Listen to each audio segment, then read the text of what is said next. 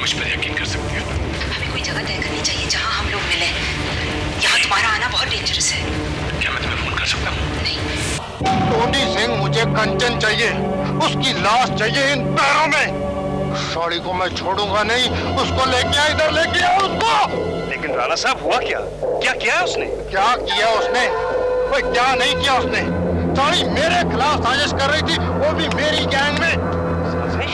हाँ, वो auto rickshaw वाला लड़का है ना, क्या नाम है उसका? मकरन? हाँ वही।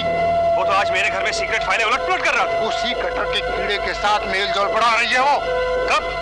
जब उसको मारने गया था तब साड़ी ने बचाया था उसको और उसके साथ छांट-गांठ की और कहने लगी कि हमारे सारे राज बताएगी उसको। ये क्या कह रहे हैं राणा साहब? हाँ टोनी, हाँ, उस 2 टके की लांडिया की हिम्मत देख। मैंने उसको पुलिस से बचाया, कार्ला के बेटी की तरह पाल पोस के बड़ा किया। उसको छोड़ूंगा नहीं मैं। मेरे खिलाफ, वो राणा के खिलाफ आवाज उठा रही है और राणा अपने गद्दार को कभी नहीं छोड़ता और उसको भी नहीं छोड़ूंगा। एक बार गलती से छोड़ दिया था, पर अब नहीं। उसको खत्म करना है टोनी, उसको खत्म करना है। लेकिन राणा साहब, ये पक्का है कि ये काम उसी ने किया है? और राणा कच्ची बात पे फैसले नहीं करता। अपनी गैंग के हर आदमी की हर हरकत पे नजर रहती है राणा की। हर वक्त, हर कोने की हर आवाज राणा के कान में पड़ती रहती है। मुझे उसकी लाश चाहिए, मुझे उसकी लाश चाहिए टोनी। और ये काम तू करेगा। मैं? हाँ, तू करेगा। एक बात और, इस बार खाली हाथ मत आना टोनी, इस बार खाली हाथ मत आना। तू जा यहाँ से। ठीक है सर। राणा के सीने में आग लगाई है ना तूने, राणा तेरे को देख लेगा कंचन सोनी।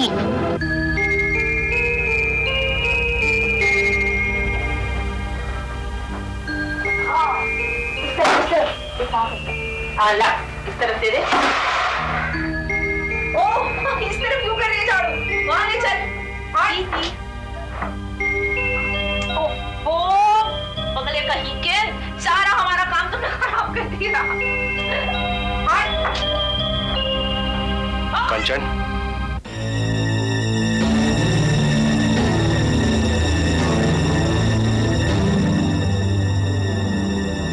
आप लोग सब अंदर जाओ, जाओ।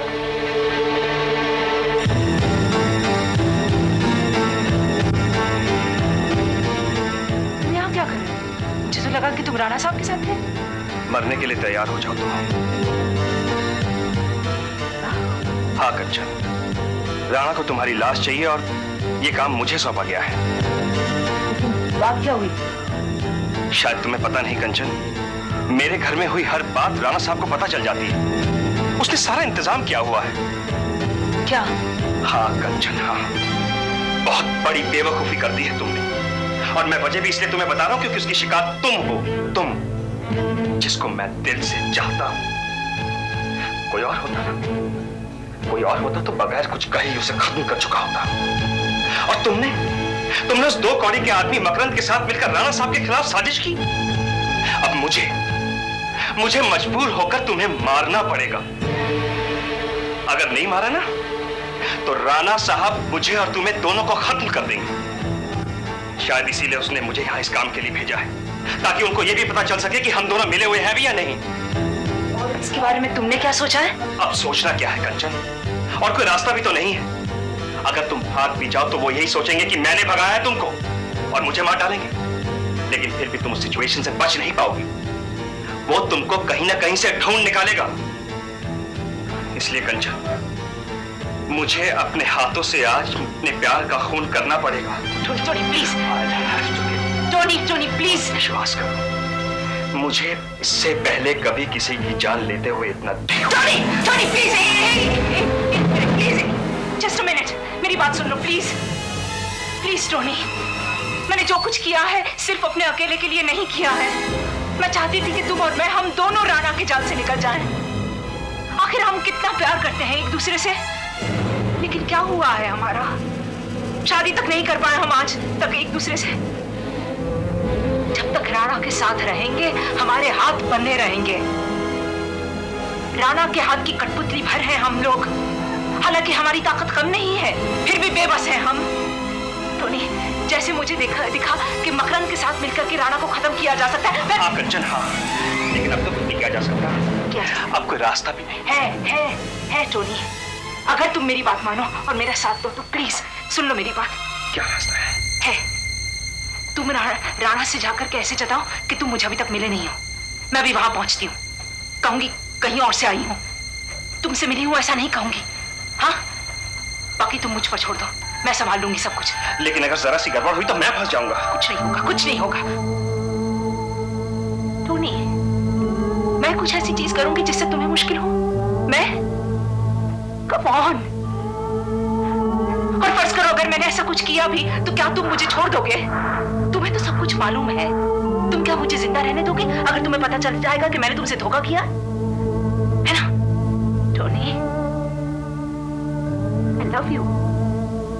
You have to trust me.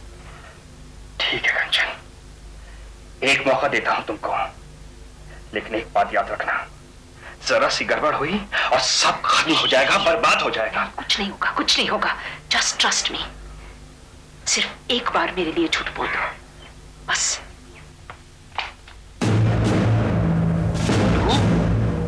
तू यहाँ क्या कर रही है? ओ पापा, I have some fantastic news. क्या हो गया? आप कुछ गुस्से में लग रहे हैं। क्या बात है? क्या बात है? बात पूछ रही है? अभी बताता हूँ। मैं पूछता हूँ तेरी हिम्मत कैसे हुई यहाँ आने के लिए? अब क्या हुआ? मैं तो क्या क्या सोच कर आई थी।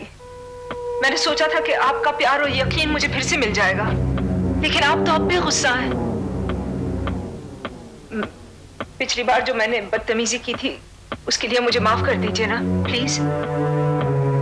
मैं मानती हूं कि मैं काम पूरा दिल लगाकर नहीं कर रही थी, लेकिन अब सब कुछ बदल जाएगा। I promise. मैं फिर से उसी जोश के साथ काम करने वाली हूँ, और मैंने एक ऐसा पासा फेंका है जो आप सुनेंगे तो खुश हो जाएंगे, नाज करने लगेंगे आप अपनी इस बेटी पर। अच्छा? हाँ, दुश्मन पे वार करने के दो तरीके होते हैं। एक, उसको अपने जाल में फंसा लो और वहीं का वहीं उसे खत्म कर दो। दूसरा, उसको अपने दोस्ती के जाल में फंसा लो और एक एक करके उसके सारे सरपरस्तों को भी उसी जाल में घसीट लो, ताकि एक ही बार में सबको खत्म कर दिया जा सके। कहना क्या चाहती है? पहले आप बताइए, आप मुझे इनाम क्या देंगे? साफ साफ बोल, तू कहना क्या चाहती है? ठीक है, वो मकरंद है ना जिसने मुझे बॉम्ब ब्लास्ट में बचाया था? हाँ। बचाया क्या था, वो तो उसकी चाल थी। आज एक बहुत इंटरेस्टिंग चीज हुई। मकरंद हमारी फाइलों में कुछ इधर उधर झांक रहा था, टोनी उसे मिल गया वहां। टोनी तो उसे वहीं का वहीं खत्म करने वाला था, लेकिन मैं पहुंच गई। मैंने उसे रोका, झूठ बोला कि मकरंद को मैंने भेजा था। पहले तो मुझे डर लगा कि शायद मैंने कुछ गलत कर दिया है, लेकिन बाद में ठीक ही हुआ, क्योंकि ऐसा करके मैंने उसका विश्वास जीत लिया और पता चला लिया कि उसकी असलियत क्या है। मुझे तो शुरू से शक था कि वो किसी गैंग के साथ काम करता है, और आज मेरा शक यकीन में बदल गया। मुझे उस गैंग का पता चल गया है। वो एक बहुत ही पावरफुल गैंग है, बहुत बड़े लोगों का, जो छुप के काम करते हैं। उस गैंग की एक मेंबर है जिसमें आपको खास दिलचस्पी होगी। आपकी सबसे बड़ी दुश्मन है वो। कौन? आरजू। आरजू? हाँ पापा, अब हमें उनकी तह तक पहुंचकर उनकी सारी जड़ें काट देनी है, सफाया कर देना है उन सबका। जिस काम के लिए हम इतनी देर से परेशान थे, अब बड़ी आसानी से हो जाएगा। अकेले मकरंद को मार करके हमें क्या मिल जाता। अब मकरंद अनजाने में उसके सारे दोस्तों की मौत की वजह बनेगा। एक रिक्वेस्ट है आपसे। क्या? ये काम आप मुझे करने दीजिए। मैं आपको साबित करना चाहती हूँ कि मैं अब भी आप ही की बेटी हूँ। जरूर पुत्र, खत्म कर दे तू उन सबको, एक नहीं बचना चाहिए, सफाया कर दे सबका। ओह पापा। मेरा बच्चा अपने आप को बहुत चालाक समझती है तू, है? ये एक्टिंग ना किसी और को जाके दिखाना। तूने की समझा था कि तेरी इन चिकनी चुपड़ी बातों में आ जाऊंगा मैं? मुझे क्या पता कि तू सच बोल रही है, क्यों भरोसा करूं मैं तेरी इन बातों पे? बोल। आपका यूं शक करना बिल्कुल जायज है पापा, आखिर मैंने बहुत बड़ी गलतियां की हैं, लेकिन आपने हमेशा मुझे माफ कर दिया है, हमेशा मेरा साथ दिया है। एक बार और पापा, please, I won't let you down.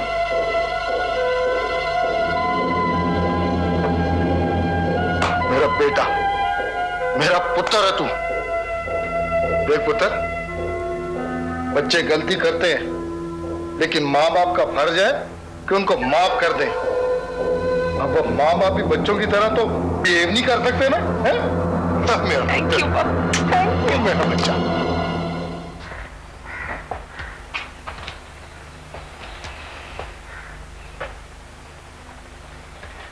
कंचन, ये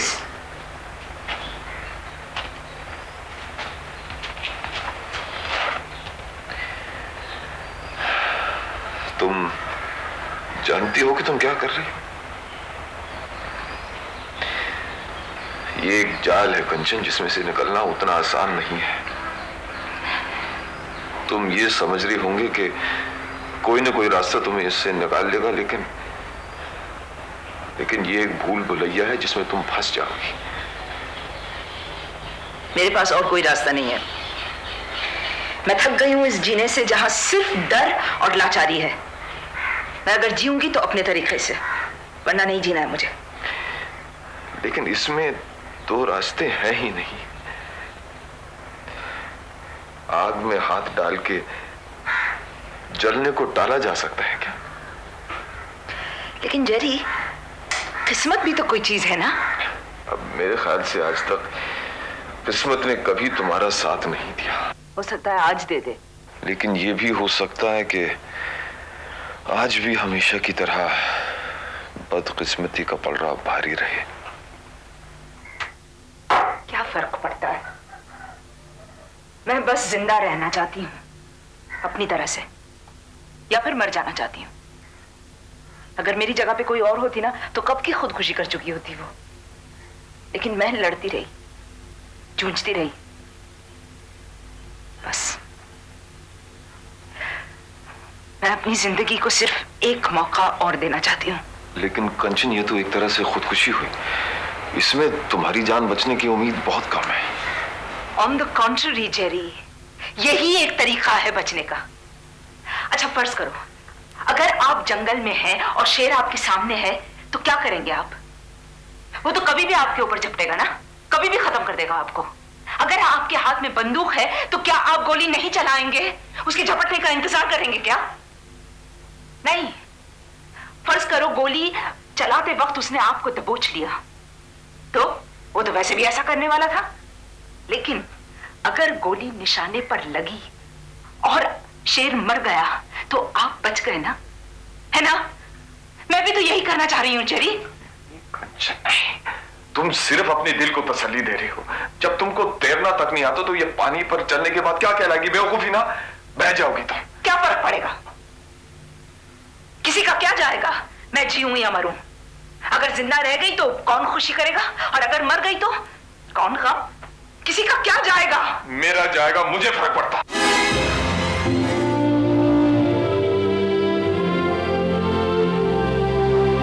कंचन, मैं नहीं चाहता कि तुम अपनी जान को खतरे में डालो, क्योंकि तुम मेरे लिए कुछ हो। तुम मेरे लिए बहुत कुछ हो। पहली बार किसी ने मुझसे ऐसा कहा है। तुम पहले शख्स हो जो मेरे बारे में सोचता है, जो चाहता है कि मैं जिंदा रहूं। यही यकीन मुझे इस जाल से बाहर निकलने में मदद करेगा। आई प्रॉमिस, मैं बाहर निकल के दिखाऊंगी जेरी, क्योंकि बाहर तुम हो।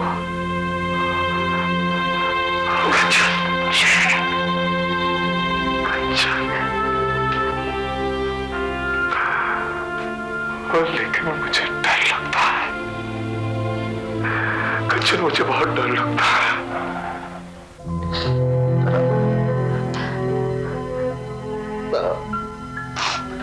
तारा, मुझे डर लगता है, बहुत डर लगता है तारा। तारा हर दिन ऐसा लगता है जैसे कि कोई पहाड़ हो। हफ्ता ऐसे लगता है जैसे एक मुद्दत बितानी पड़े, और महीने तो ऐसे लगते हैं जैसे कई पुश्ते बीत जाएंगे। पता नहीं क्या होगा तारा। तारा, मैंने अपनी जिंदगी में सब कुछ देखा है, दुख, दर्द, धोखा, तकलीफें, सब कुछ, लेकिन आज तक मैं कभी डर के नहीं जिया तारा। लेकिन अब लगता है जैसे मेरे अंदर डर समा गया। पता नहीं मैं इतने साल कैसे बिताऊंगा। इस तरह लाचार होकर कैसे काम चलेगा? अपने अंदर का कॉन्फिडेंस बनाए रखिए। यही तो एक चीज है जो इतने साल आपका साथ देगी, और बाद में भी। और जब आप बेकसूर हैं तो फिर डर किस बात का? ऐसा मत सोचिए। और बेकसूर आदमी अगर खौफ खा जाए तो दुनिया भी उसे कसूरवार समझती है, और आखिर उसे जुर्म की ओर जाना पड़ता है, मुजरिम हो जाता है। लेकिन मैं ये सब जानबूझकर तो नहीं करता। तुम किताबें लाती हो, मैं उनको पढ़ता हूं, लेकिन कितना पढ़ूं मैं और क्यों पढ़ूं? पहले मैं पढ़ता था जो कुछ, वो अपनी जिंदगी में उतारने की कोशिश करता था, लेकिन अब मेरी जिंदगी अपनी नहीं है। तरह तरह के ख्याल आते हैं दिमाग में, नए नए आइडियाज, अजीब अजीब तस्वीरें बनती हैं, लेकिन सब वो सारी इस चार दीवारी में घुट जाती है। जब भी मैं पढ़ता हूँ, जितना मैं पढ़ता हूँ, मैं और ज्यादा कुटता हूँ, और ज्यादा फ्रस्ट्रेट होता जाता हूँ। नहीं दीपक, प्लीज इस तरह मत सोचिए। जो कुछ पढ़ने में आता उसे अपने अंदर इकट्ठा कीजिए, बाद के लिए। इस तरह नेगेटिवली सोचने की जरूरत क्या है? और जानते हैं, अगर आप नहीं पढ़ेंगे तो क्या होगा? बाहर की दुनिया बदलती रहेगी और आप यहाँ उससे बेखबर रहेंगे। और एक दिन जब बाहर आएंगे तो अपने आप को एडजस्ट नहीं कर पाएंगे, समझ नहीं पाएंगे दुनिया को। कम से कम इन किताबों और मैगजीन के जरिए आपका बाहर की दुनिया से एक लिंक तो बना हुआ है। और वैसे भी अब आप ज्यादा दिन तो यहाँ रहने वाले नहीं हैं। मैंने सुप्रीम कोर्ट में अप्लाई किया है, कम से कम जमानत पे तो छूट ही जाएंगे। रहने दो तारा, प्लीज रहने दो। झूठी तसल्ली मत दो मुझे, प्लीज मत दो। जब भी आती हो यही कहती हो कि मुझे बाहर निकालने का एक और रास्ता नजर आ गया है तुम्हें। झूठी आशा बनाकर चली जाती हो, और मैं इमेजिन करने लगता हूँ कि मैं बाहर निकलूंगा तो मैं ये करूंगा, मैं वो करूंगा, मैं किस तरह लोगों को यकीन दिलाऊंगा कि मैंने कोई गुनाह नहीं किया। मैं सोचते रहता हूँ हर वक्त, लेकिन वैसा कभी नहीं होता जैसा तुम कहती हो। और मैं टूट जाता होता, मैं खुद ही को बेवकूफ समझता हूँ, कहता हूँ अपने आप से कि सच्चाई पर यकीन कर कि तू इस कैद खाने में बंद रहेगा। प्लीज तारा, प्लीज, जो भी मुझसे सच कहो, ताकि मैं सच्चाई को मान सकूं। I mean it. Please Tara, please, एक तुम ही तो हो जो मेरी ताकत। मैं तुम्ही पे यकीन करता हूं, पर अगर तुम ही झूठ बोलोगी तो मेरा यकीन टूट जाएगा। ऐसा मत करो तारा, प्लीज ऐसा मत करो। और वैसे भी पता नहीं क्यों मुझे आजकल ऐसा लगता है कि तुम मुझसे कुछ छुपा रही हो। तारा, क्या वाकई ऐसी कोई बात है जो तुम मुझे नहीं बता रही हो?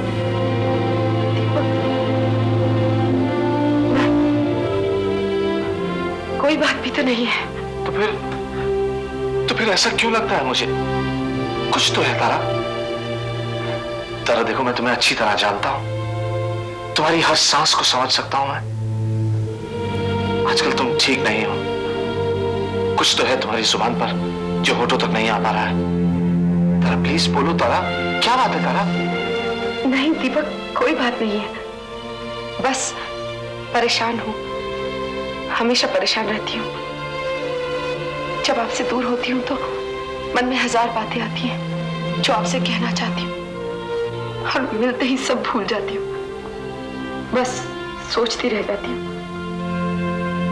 दीपक, I love you very much. I too, Tara. I love you too. I love you too.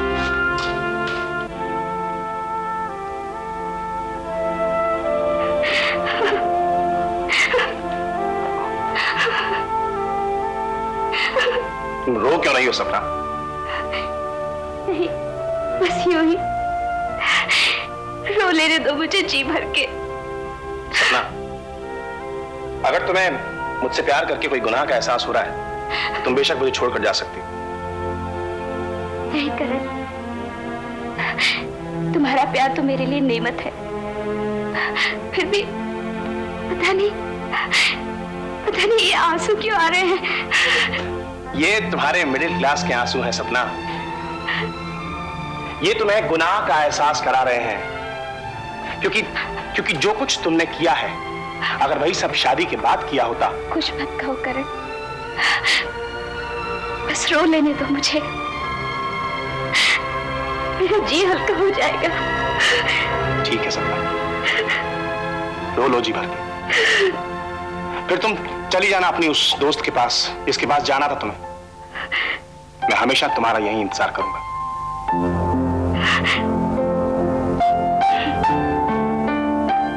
पता नहीं सपना, मुझे तेरी फिक्र है, शायद इसीलिए इतना डर लग रहा है। समझती हूँ मैं, लेकिन इतना यकीन से कह सकती हूँ कि फिक्र करने की कोई बात नहीं है। मैं जो कुछ कर रही हूँ ठीक कर रही हूँ, और मुझे यकीन है ठीक होगा। He is simply great. I love him too much. वैसे सपना, तूने कभी नाम नहीं बताया उसका, क्या नाम है उसका? करण।